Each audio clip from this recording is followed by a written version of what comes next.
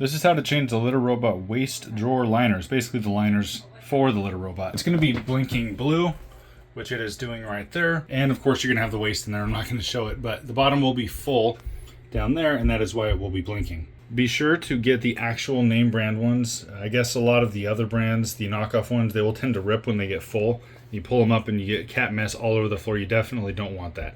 So stick with the name brand on this. If you've got the stairs or the steps, make sure to take that off first. There will be a lot of litter in there all over the place. Just clean that up. And as much as they advertise this thing to be mess-free, it actually does make quite a mess sometimes, even if you're using it just as instructed. So go ahead and pull this out all the way. I'm not going to show the cat litter mess in there, but pull that all the way out and then just yank the whole bag up. A lot of times when you pull it out, there will be some litter back there. If there is, you want to make sure to go ahead and clean that up. Go ahead and grab all the edges and just pull it up and then toss it in a waste bin, preferably outside. You leave it inside, you're going to smell a lot of the cat urine and feces, and that is not a pleasant smell.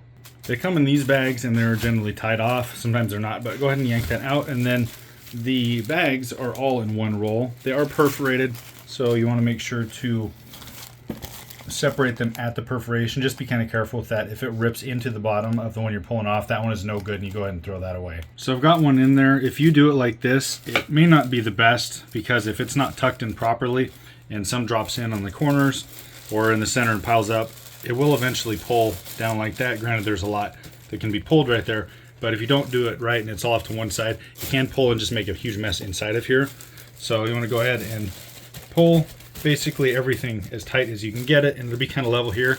And then with one hand press down, while the other one you let some of the air out, and that will basically not make it suction to it, but it will provide a lot more room, and the air won't be in there to create a pocket to have this fall into.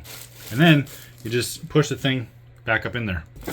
If it's really dusty, that's a good time to clean that off since you're doing everything else. I'll just show you how to do it right here. Don't press cycle, don't do the power. If you're going to empty it, it'll just empty the whole thing. What I do is press reset, which it looks like resets right there, but we got 1, 2, 3. So reset is actually this one with that plus in the center. Reset it and then push cycle, and it will turn the entire thing and dump out any excess, and that basically resets the whole thing. When you press reset, it doesn't actually cycle. And that is how you replace the liner. Seems pretty simple, but just don't make any air pockets in there, and make sure to get the name brand stuff.